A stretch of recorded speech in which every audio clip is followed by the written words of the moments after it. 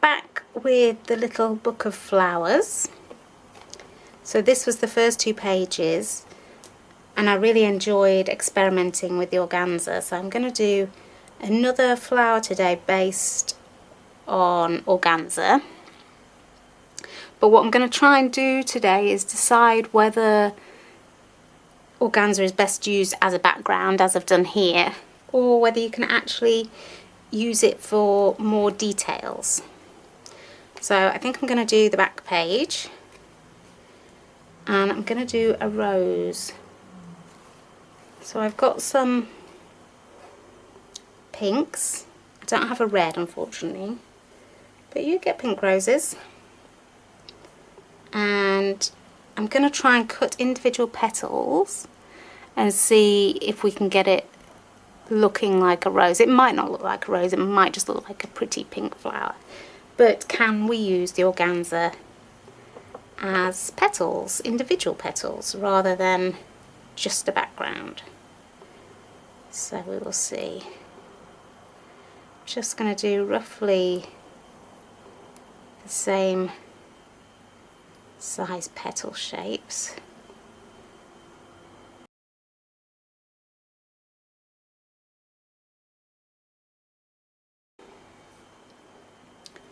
I think I probably only need maybe 4 or 5, and that's another thing. Is it just going to look too pale without a real sort of build-up of the colours?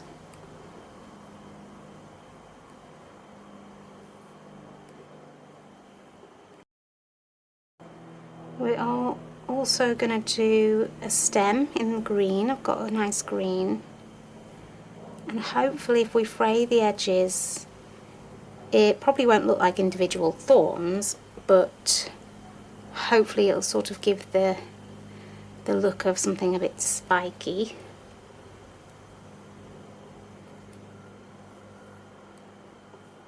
Ooh, so light, this material.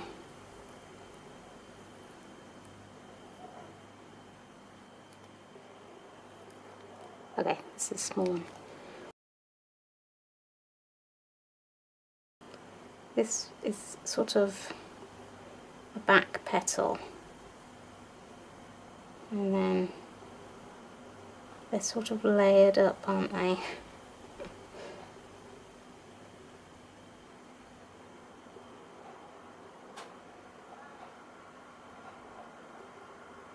I quite like that look there. Okay, so I could trim that down.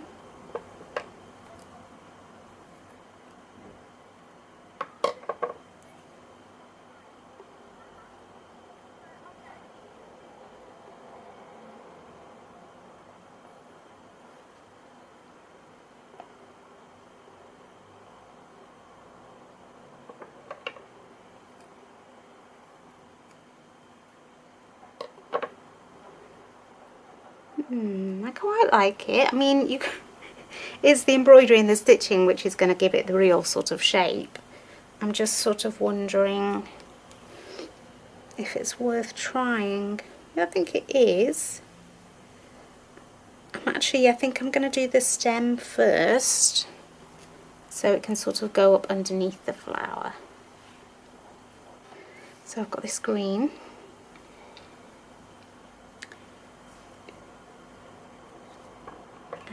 Want sort of diagonal cut piece.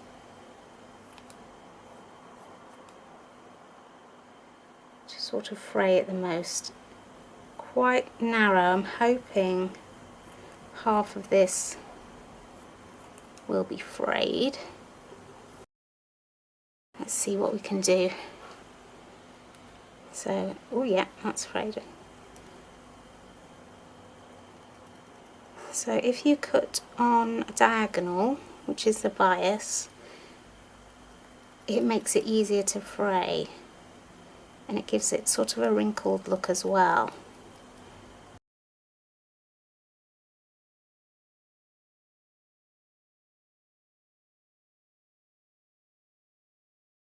Yeah, like that, definitely like that. It's very pale though. I'm wondering what two together would look like on top of each other.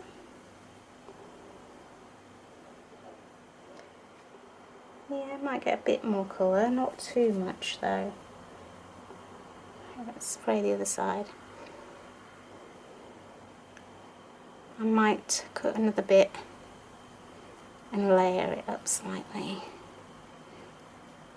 And potentially the bottom piece doesn't actually have to be frayed and curled. That would be more just to add a bit of depth of colour.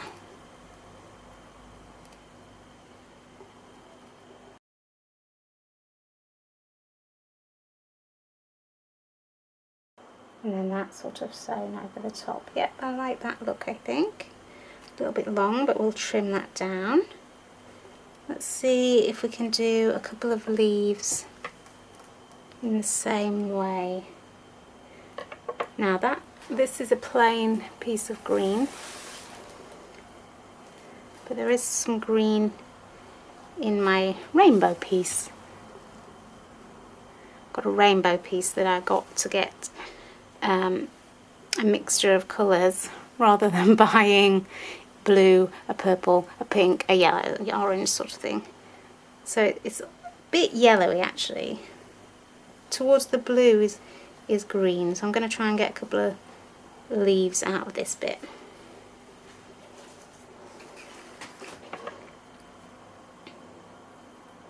It's a small bit of the gradient though, so, but it will be a little bit different to the green I've got, so why not?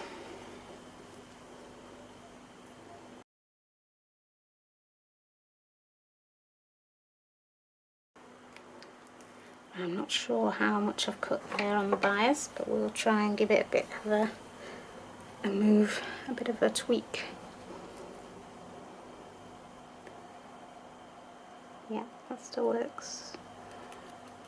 And it's actually got a bit of a blue tinge, but that's okay.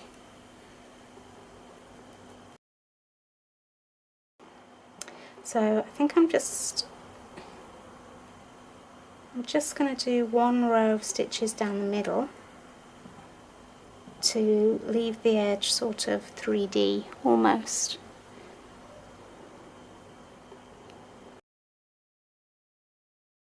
And I'll do some very tiny stitches on the stem, and then we'll do some sort of spread out stitches, just pinning it in different places so that looks a little bit 3D as well. And then I think we probably need to try and get the petals looking a little bit 3D too. This would actually make quite a nice holly leaf.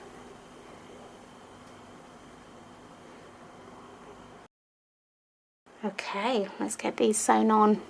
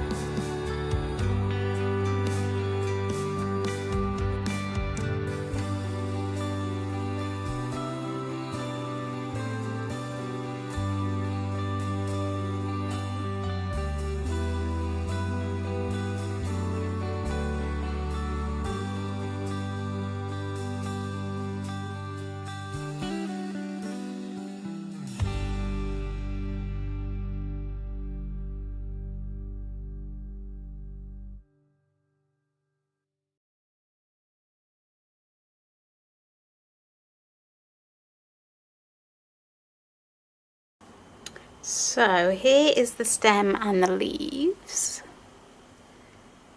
It's kind of almost 3D, and you get kind of a hazy look. So I like it. I'm not sure how we're gonna make the petals look sort of individual, but I'm still gonna go for it.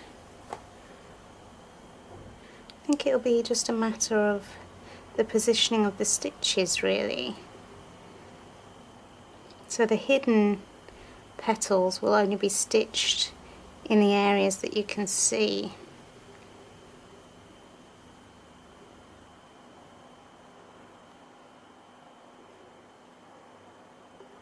I think we need to cut some of these down a little bit, and we need to find a pink. It's going to be quite a hot pink, I think. That's quite good. A little bit purplier maybe. Yeah, I think that will be the one. So let's try and put some smaller ones together. I think it's almost going to be like you're seeing through all the petals to the bud, so I'm going to make a sort of a smaller bud shaped one.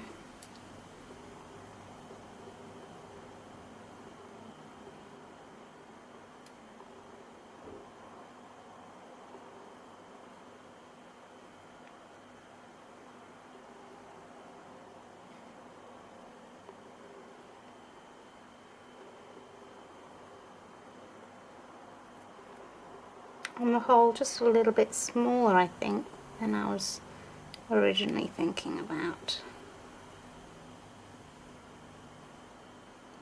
This almost needs to be peeping out the top, so they do need to be shorter.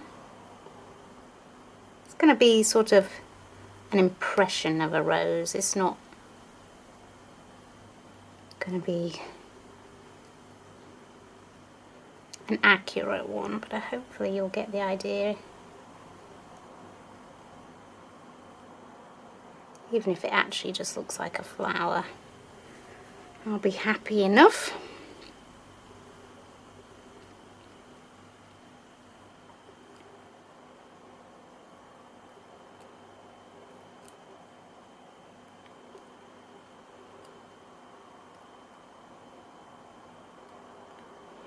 I'm going to leave these sort of flat.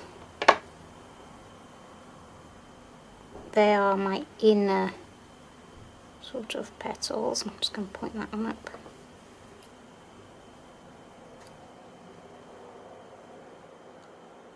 Actually, they should be a bit more rounder, shouldn't they?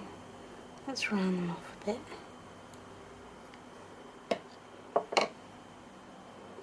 But the outer petals, I will sort of relax the edges a little bit. The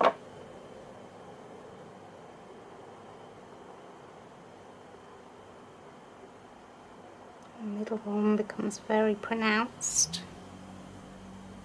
I like it. I might actually do more petals than I was planning to originally. Let's have a look. So this one would be sort of an outer petal. I think you could just sort of relax this sort of top edge, maybe that edge as well.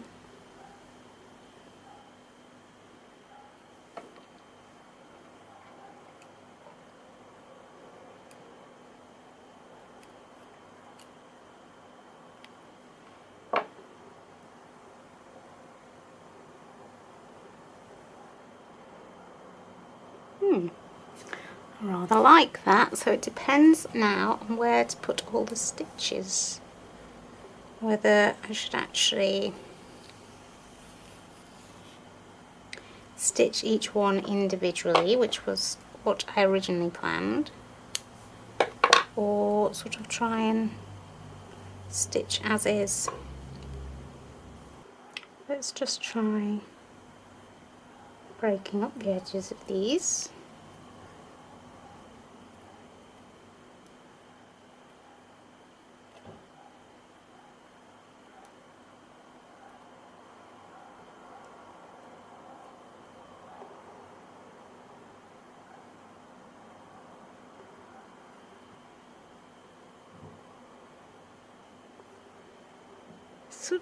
Such a pretty effect, with the edges being slightly frayed.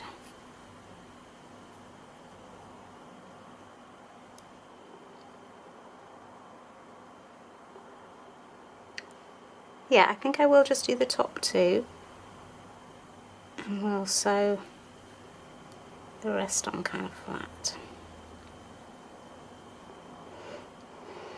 And I'm going to start the bottom one. I'm going to do a few stitches on each to give a little bit of an outline of the petals,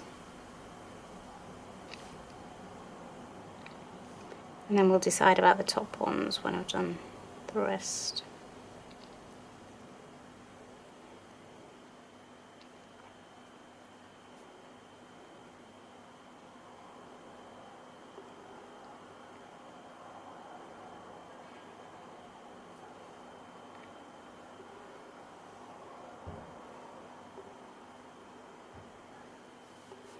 So let's just sew from the top and see what it looks like once it's laid up again.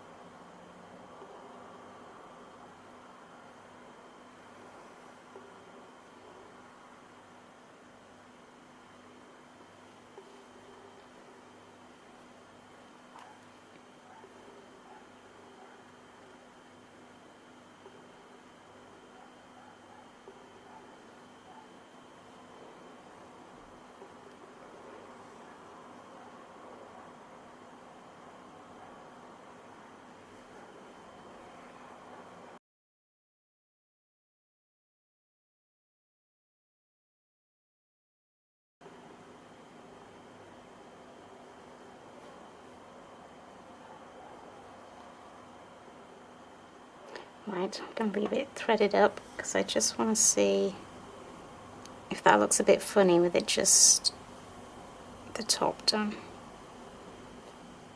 Because in theory that is the part of the petal that is showing, and the rest is sort of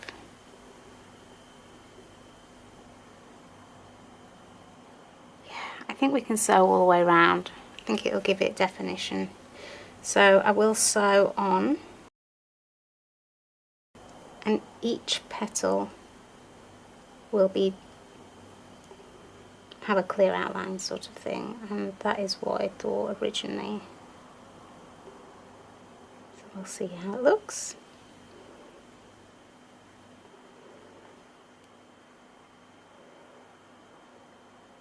You'll get an idea of the kind of look of a flower without any frayed edges before we add on the final two petals.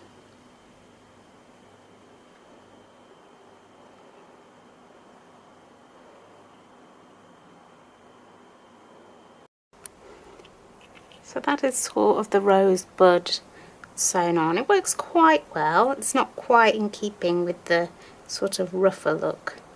So we are going to add the last couple of petals.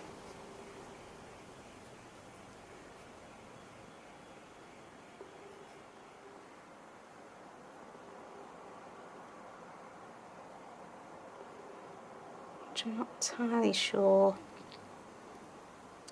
how we're going to attach them yet, to sort of keep their edges rough.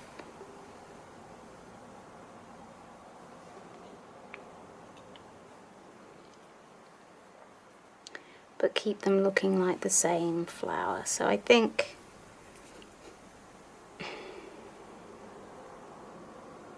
We'll carry on doing a sort of petal shape with the stitching, but we'll leave quite a gap around the edge, which is sort of frayed and curled up. We may add extra petals, though it's getting very pink here.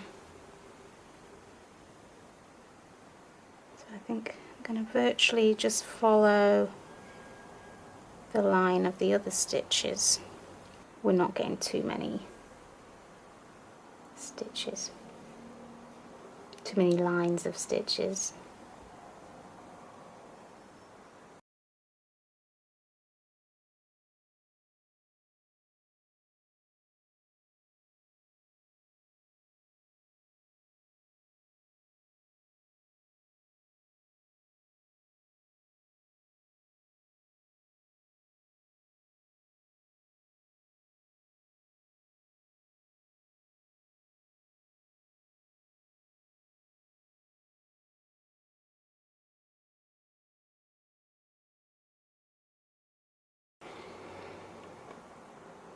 So I did the extra 2 petals, and I do like the way it is sort of looking now. Just might trim that tiny bit.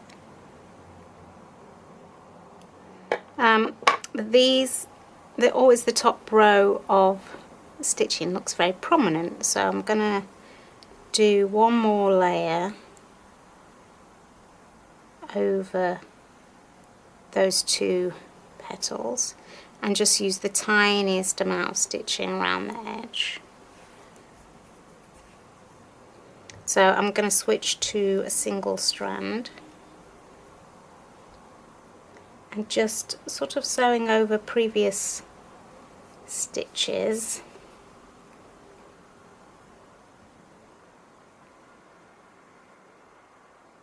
Just do some tiny running stitch.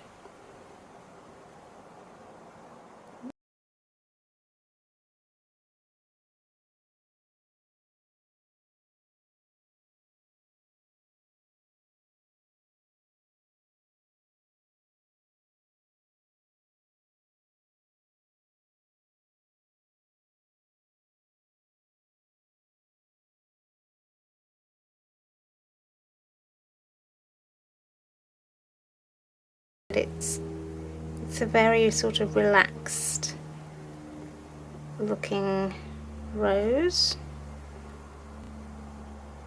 and I've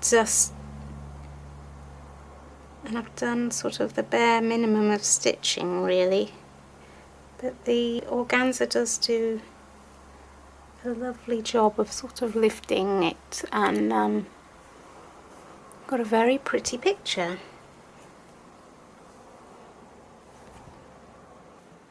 I'm not sure if that's it with the organza now. I might do more flowers in my flower book with organza. It's been really fun experimenting and seeing what it looks like and how I can use it. So I will have a little think about some other flowers that might look good. I especially like the leaves, I think, on this one.